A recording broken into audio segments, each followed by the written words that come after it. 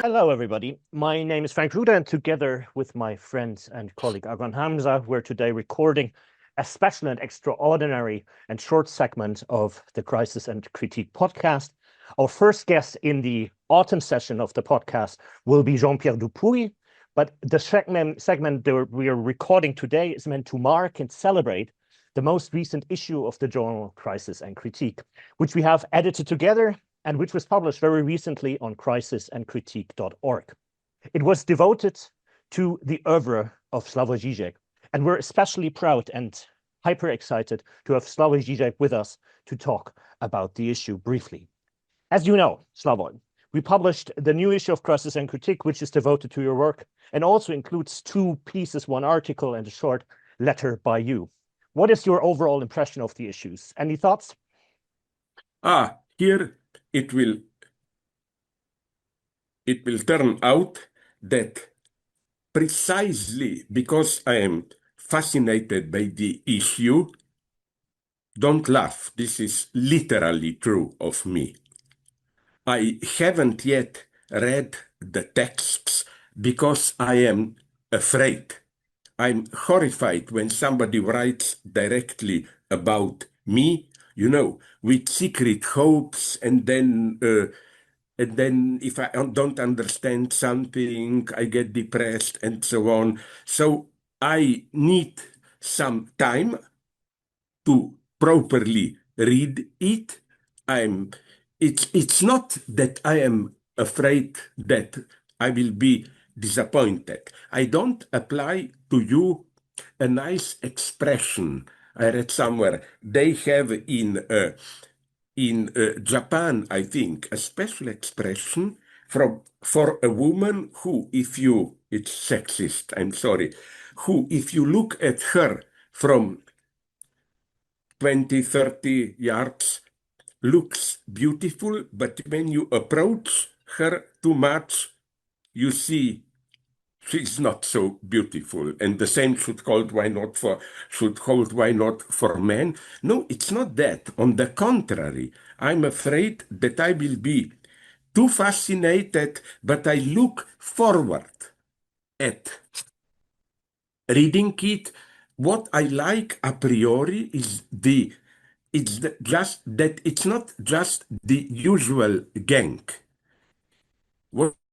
That there are two theologists there, John Milbank and Dominic Finkelde, because I more and more believe that through what I call my Christian atheism, I touched upon something.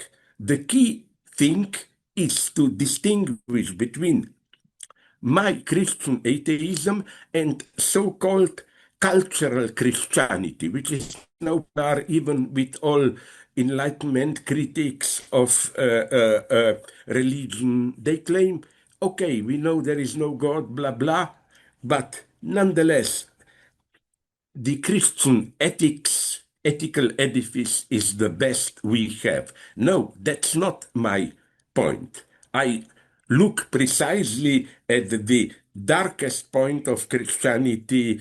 Christianity is for me the religion where not only God dies, but the origin of evil is God himself. And what fascinates me is that I think I have a perfect answer to a question that every or any idiot would ask me. But if you don't believe in God, why then do we have to go through religious experience? Why not directly say, okay, there is no God, let's go forward? That's my answer. I think that you have to go through this Christian experience of the death of God, because only through this experience do you subjectively, authentically accept or assume fully what does it mean atheism. If you just say it, the theistic religious structure remains untouched. So I'm looking towards reading the text. I'm just afraid. I'm horrified of crisis and critique. Why? Because it's too good, simply. You know, I like journals where you open a journal, you see a couple of texts. Oh, maybe I will even read one. You are not like that. You simply have to read them. And this is unbearable for me. I need a week, 2, 3 to accept the fact that something like this, such an excellent journal, exists. We're obviously absolutely happy that we are able to horrify you. There is a subsection in the journal issue on your forthcoming book on liberal fascism. It contains responses by Joan Kopczak, Mladen Dolar, Christopher Finsk, and myself that were presented at the colloquium at the European Graduate School. Can you tell us more about this concept, your descriptor, liberal fascism? Again, a surprise. I discovered recently, I've written about it, that a mid-level liberal guy, I forgot his name, already wrote a book with this same title about 2, 3 decades ago, when political correctness was at its high point, claiming that where fascism is really alive today, 30 years ago, is in this left liberal spirit of control, political correctness, and so on and so on. I, of course, don't mean this.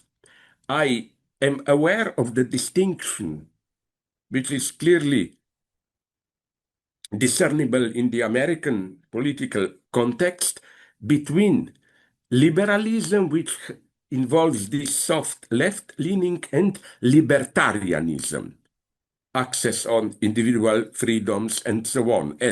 And to repeat a wonderful formula proposed by my good friend Alenka Zupancic, for liberals, at least, for example, freedom of speech basically means freedom of those who are oppressed, excluded, for their word to be heard. While, let's be frank, for the libertarians, and I think here Donald Trump is a libertarian,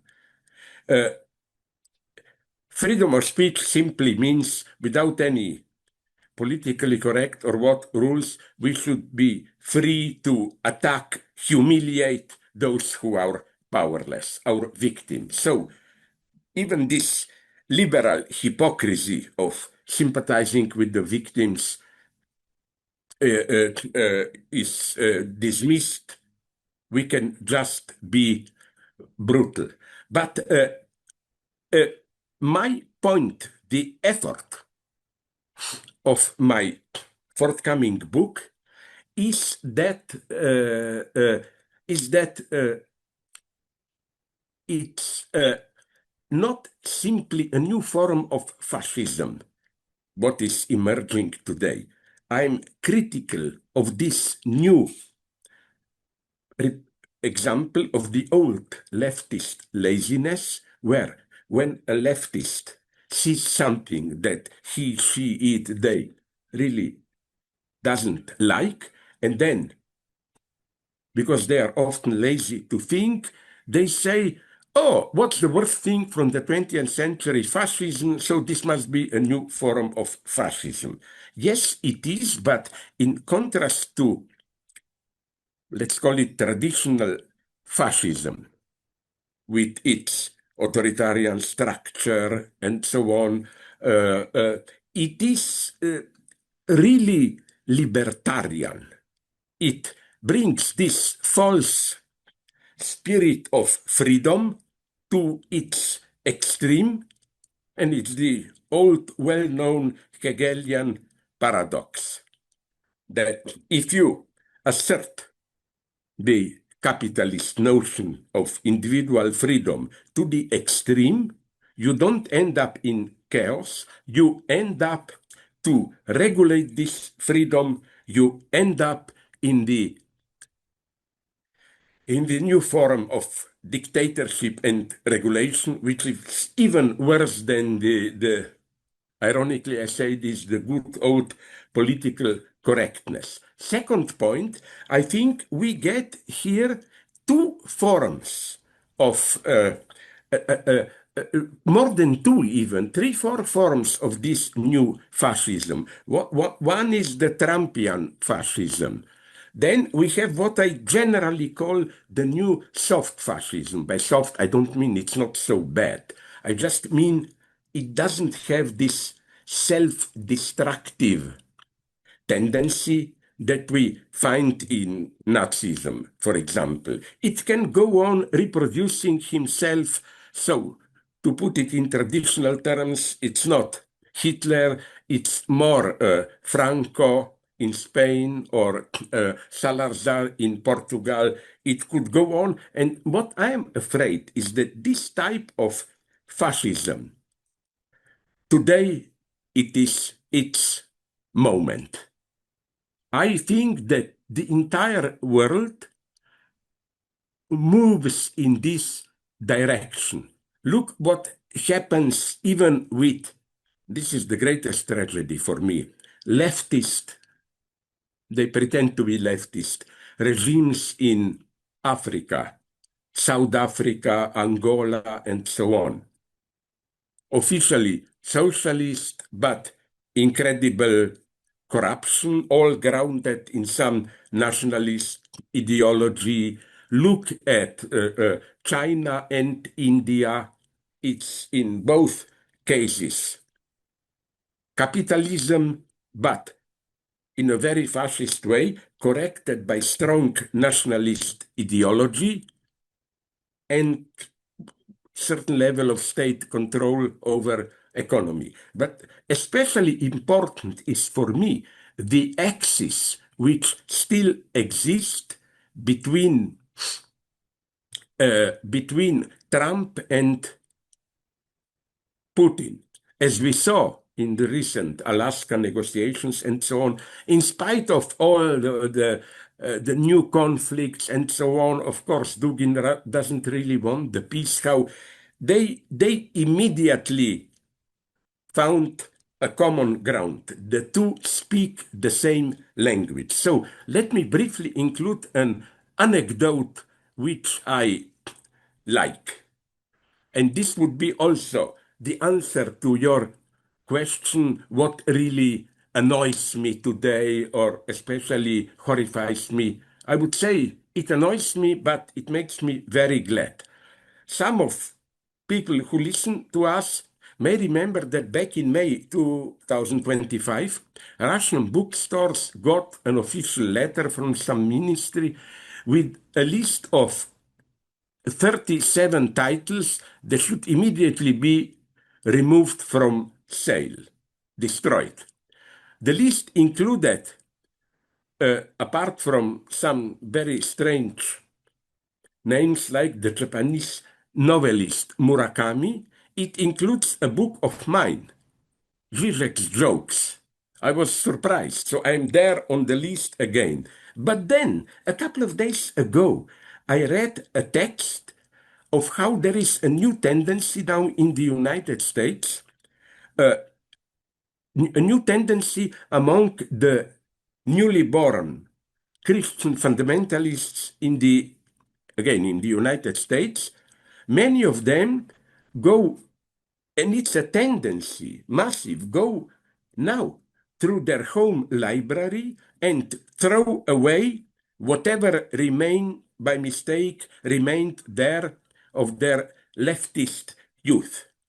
For example, I found a report on a certain United States lady, middle-aged lady, Jenny, who, I quote, a couple of years ago went through her books to remove some final remnants of her left-leaning 20s, when she was in her 20s. The Frankfurt School, the situationist Žižek.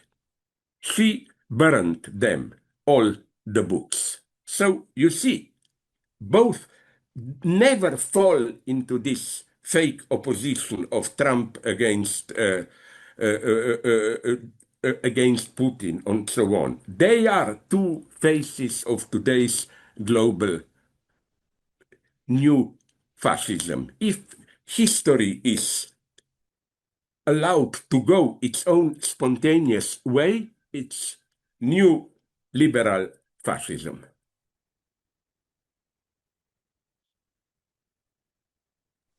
So, recently you completed another book, namely, it is called Quantum History, which will be coming out this November with Bloomsbury.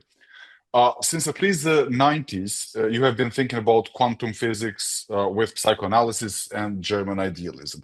But lately started to have an increasing presence in and influence on your work. Where is the place of quantum physics in your Borromean knot of Lacanian psychoanalysis, Hegelian dialectic, and critique of ideology? A very tough question. First, I must say, to inform my readers, those who follow my work, that I'm very glad for being able to establish a personal connection with some of the really great names in the contemporary revival of quantum physics ontology. By quantum physics ontology, I mean that it's more and more accepted today that quantum physics is not just a method of calculation, so the old Copenhagen motto, just calculate and shut up, don't raise ontological questions, no longer holds. And the guys who are raising these questions are wonderful guys there, I think genuinely interested in what I have to say from my very general standpoint. So I'm in contact with them, Carlo Rovelli, his partner Francesca Vidotto, Lee Smolin, and so on, and Sean Carroll, and so on. And this brings some joy in today's terrifying world. Another thing, you mentioned the Borromean knot of Lacanian psychoanalysis, Hegelian dialectic, and critique of ideology. With all the importance of critique of ideology, for reasons we don't have time to go into now, I find it problematic, more and more problematic to apply this term. Because critique still sounds to me, especially the way this works today, as what the young Marx, the Marx whom otherwise I don't like, the Marx of German ideology and so on, was criticizing in a quite justified way. For me, critique shouldn't be opposed to analysis. Critique, for me, sounds, I will use a horrible word, and I don't think he is a bad guy, but I disagree with him on this point. Critique sounds too Habermasian for me in the sense that it implicitly mobilizes some normative dimension. That's, for example, the point of Habermas against the first generation of Frankfurt School, Adorno, Horkheimer, that dialectic of enlightenment, okay, interesting, but they don't bring out the positive normative foundations of their critique. I think that, in other words, if you criticize something, you have to do it from some normative point. Like, I believe in you. If I say people are not free, up, it means I implicitly at least hold to some notion of human freedom as a positive, great thing, and so on and so on. I think, and here I refer to another of younger generation American Hegelian, Rocio Zambrana. I think that this precisely is not the case with Frankfurt School at its best. Adorno almost turns around this. First, there is a question of, or you are struck with pain, suffering, which cannot be attributed or directly grounded in some normative dimension. There is a gap between this experience of suffering and in translating this into a positive normative structure which allows you to ground this criticism. No, I think suffering, pain, and so on, rage comes first, and the ideological struggle is precisely the struggle for which ideology will appropriate this suffering. It's clear that, for example, Trumpians, like the great, I mean this ironically, leftist Trumpian, Steve Bannon, they sometimes quite nice recapitulate what's wrong in today's world. Individuals exploited by big corporations, blah, blah, blah. But then when they move to accounting for this, you are in racism, sexism, and so on and so on. So I would replace a critique of ideology with quantum science. For me, the true Borromean knot is Lacanian psychoanalysis, Hegelian dialectics, and quantum science. Why? Can I interrupt you for a second?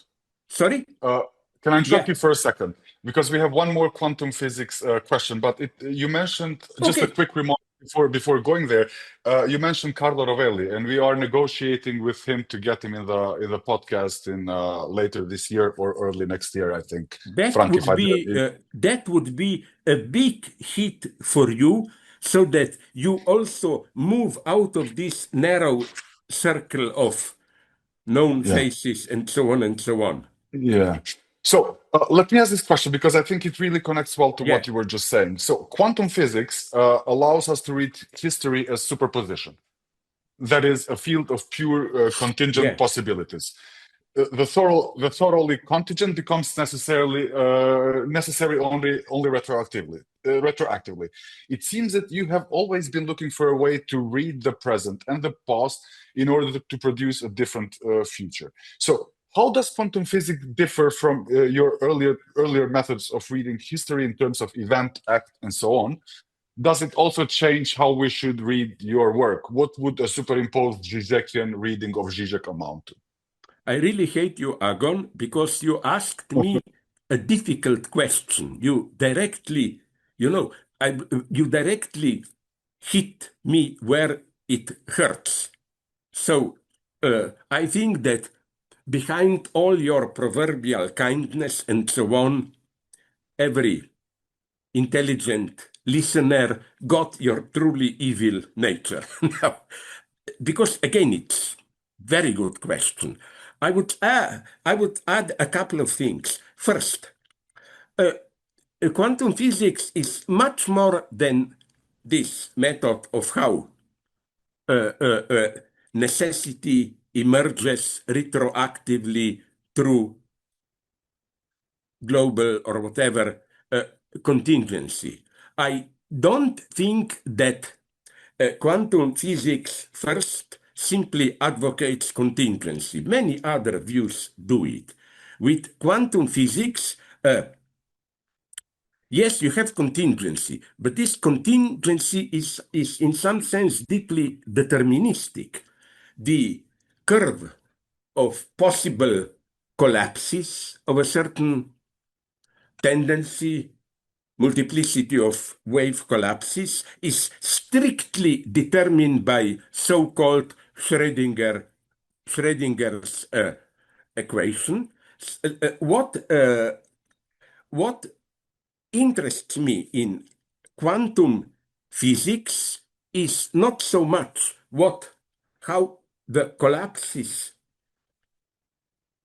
work in its strict scientific discourse. All I can say is that there are incredible debates there. You know, not only quantum physicists, but generally scientists like to reproach us philosophers, especially if there is something in our work which smells French, as, oh, these are confused postmodern guys, they can say whatever they want.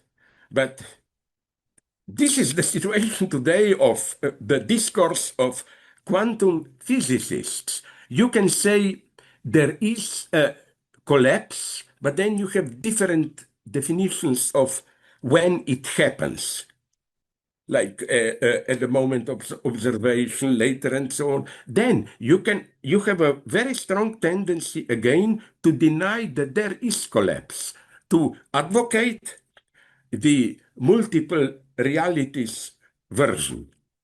There is an infinite number of universes. Every possibility is realized just in a different universe. You have the opposite, I call it Deleuzian tendency, where you say quantum oscillations before collapse are like some kind of a free productivity, free open space, and collapse is the first moment of fetishization and so on. So what attracts me really is how these debates in quantum physics are really parallel to the debates in whatever remained of historical materialism.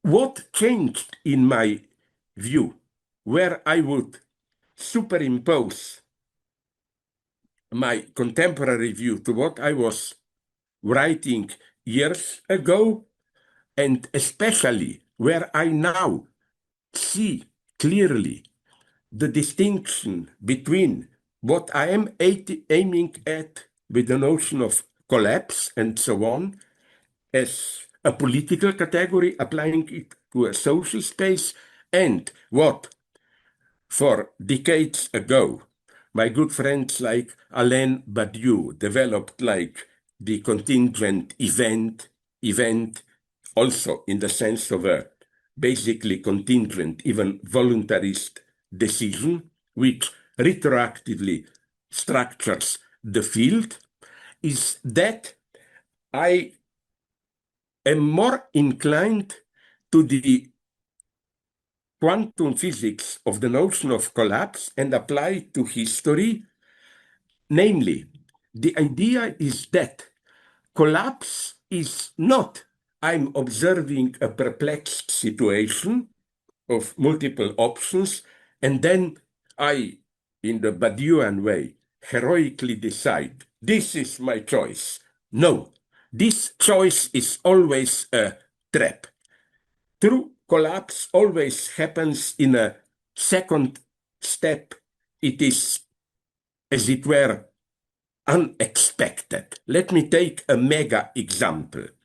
Yeah, Lenin did a great thing. It's incredible. He saw the option, the opening for a revolution. But I'm sorry to say, I think the true collapse happened with Stalinism. This was where we saw what was the true inner potential of what Lenin did. I'm here, still a Leninist, but a little bit more of a pessimist. So I don't believe in subject like in this young George Lukács way, historical agent who transparently knows the situation and heroically decides that's the moment to act. I believe that collapse happens retroactively. You make a choice and the choice has to be repeated because you retroactively afterwards, after your act, discover that you miscalculated the thing. So, in other words, I am not a pessimist in the sense of preaching inactivity. On the contrary, I think we should be today totally, in a good sense, pragmatic opportunists. We stick to our principles, but we do whatever is necessary. In certain amounts, we should mobilize people in a democratic way. So in certain situations, sorry. In certain situations, a level of terror can be useful, and so on, even a religious mobilization, whatever. I think this question, what should we do, is open. And I don't like these choices. Like, for example, now in the United Kingdom and United States, the same debate is going on. The left, traditional left, moderate left, Democratic Party, Labour Party, failed. They don't have the answer. And Keir Starmer's Labour Party is losing ground like crazy. Now, of course, the big dilemma is a very modest dilemma, but interesting dilemma. Should we risk forming a new party, or should we still fight in the left wing of the Democratic Party? I think that there is no principled answer. For example, in the situation you follow, probably this electoral struggle for the mayor of New York. How is the guy called? Mamdama, that guy, black Muslim even. He's an extraordinary figure. If he will succeed in being confirmed by the Democratic Party and to take over New York, it's a miracle. With all the risks, there will be terrible counterattack. Of course, we should grab this notion, and there are some wonderful surprises already. You know who supported him? Not only the usual suspects, Alexandria Ocasio-Cortez, Bernie Sanders, and so on, but even Barack Obama. And even, beautiful moment, it's crucial, a group of retired policemen supported him. Precisely, they say his ideas may finally enable us to really fight crime. So, but in the United Kingdom, I think the new party that it looks that Jeremy Corbyn with others will form, I would support that opposite decision, because this new party can, I think, mobilize a tremendous disappointment by what Labour Party is doing now. You know that before they even proclaimed their name and organized themselves formally, this new party already has more votes than Labour Party. So you see what I'm saying. It's more open. Let's improvise, try everything. Don't get caught in rules, in choices imposed on you by the enemy. Slavoj, so we much, have Slavoj. one more question which we are not going to ask on purpose. Please. So we'll leave it for But another I would opportunity. like to answer because it's my most interesting. What are you currently working on? Yes. Can I, and then you can cut it short? You know, don't laugh. I saw a movie recently. I should have seen it 20 years ago because it's from late 90s. The movie Wild Things. It's a movie, an extraordinary movie, which, you know, at the end, when you think it's over, everything is explained, you get 6, 7 further twists, you know, that you see events from a totally different perspective. And I think this is a proper dialectical movement. It holds also for Christianity in Christianity, you have two such moves. First, when Christ died, people were sad. Oh my God, catastrophe. And then Paul came basically and said, wait a minute, no, this is good news. Christ came here in order to die. So it's good news. Then, second twist, second coming. Majority of idiots still think second coming means we must wait for the moment when Christ will return again. No. In a Hegelian way, I claim we, the group of believers, we should decide in a materialist way that no, there will be no miraculous arrival, second coming of Christ. In the spiritual community of believers, Holy Ghost, Christ is already fully here. So this double twist is crucial. If some readers want to see the consequences of this, yesterday on Saturday, the 30th, I published in Substack my renewed reading of the most totalitarian Brecht, Ja Sager Maßnahme, the man who says yes and the measure taken, where I think I gave a much more positive reading of this Brecht's place. In Ja Sager, the motto is wichtig ist es zu lernen, or what, Einverständnis. I translate it as consent. And this is needed more than ever today. We formally consent that something has to be done, for example, with global warming, but there are people who just say this, but do not really accept this. There are people who see what horrors are going on, but their voices are not heard, and so on and so on. And then in a new text that I'm now finishing, I will go into how to understand today's critical situations. For example, Israel, Gaza, West Bank. You have to analyze them as this movie with multiple denouements, with multiple final twists. For example, at the beginning already, many critics of Israel said, but they are stupid, Israelis. They are just killing Palestinians. They don't really hit Hamas. Well, we should add to this the obvious thing, but they don't care about Hamas. If anything, it now is becoming more and more clear that Israel knew about 7th of October attack. Do you know it's confirmed by not just quotes, but recorded statements of Netanyahu, of Smotrich, and so on, that they financed Hamas till 1 year before this attack.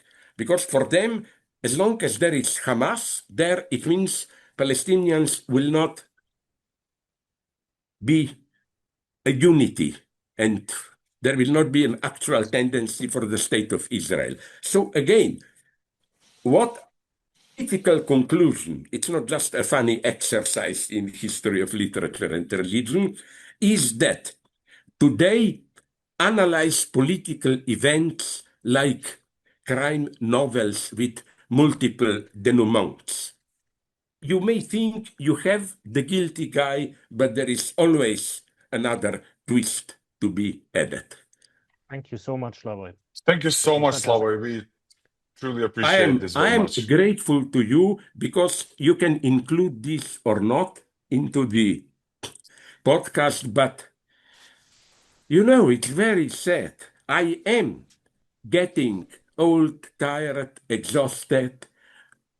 Even I notice that I often repeat myself and so on. So my hope is now that there will be people who will not simply repeat what I'm doing, but also apply on my work, superimposed other versions. It's up to you, Frank and Agon. And it's up to other readers of my work, not to myself, to do, to propose superimposed readings of me. It's just an honor for me to collaborate with you, because now I will almost use fascist if I say this, but with all others, journals, yeah, they are sympathetic, they publish me, but sorry for this almost fascist terminology, I don't feel at home with them. You know? It's only with crisis and critique that I feel at home. So the honor is mine. I'm proud. Thank you, Slavoj. Thank you so much.